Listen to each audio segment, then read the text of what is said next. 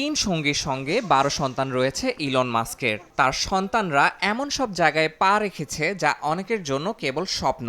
বিদেশি নেতাদের সঙ্গে বৈঠক থেকে শুরু করে স্পেস লঞ্চের কন্ট্রোল রুম পর্যন্ত সর্বত্রই তারা বাবার সহচর। যুক্তরাষ্ট্রের প্রেসিডেন্ট ডোনাল্ড ট্রাম্প যখন মাস্ককে সরকারি দক্ষতা বিভাগের দায়িত্ব দেন, তখন থেকেই হোয়াইট হাউসে তার আনাগোনা বেড়েছে। সঙ্গে দেখা যাচ্ছে সন্তানদেরও। সম্প্রতি হোয়াইট হাউসের ওভাল অফিসে প্রেসিডেন্টের সঙ্গে বৈঠকের সময় মাস্কের ৪ বছর বয়সী ছেলে লিল এক্সকে দেখা যায়, যা সামাজিক মাধ্যমে ব্যাপক সাড়া ফেলেছে।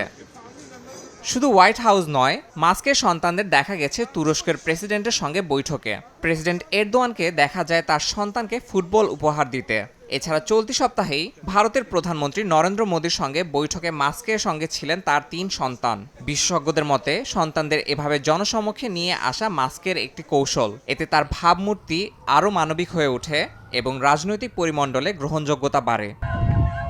সন্তানদের উপস্থিতি অনেক সময় মূল ইস্যুগুলো থেকে দৃষ্টি সরানোরও কাজ করে। বিশেষ করে মাস্ক এবং ট্রাম্প উভয়ের জন্যই এটি কার্যকর একটি কৌশল হিসেবে কাজ করছে বলে মনে করছেন রাজনৈতিক বিশ্লেষকরা। মাস্কের সাবেক সঙ্গী এরকম জনসমক্ষে সন্তানের উপস্থিতির বিরোধিতা করেছেন। ১২ সন্তানের জনক মাস্কের জীবনে তাদের অবস্থান এতটাই গুরুত্বপূর্ণ যে তিনি প্রায় তাদের মানসিক সহায়ক হিসেবে অভিহিত করেন।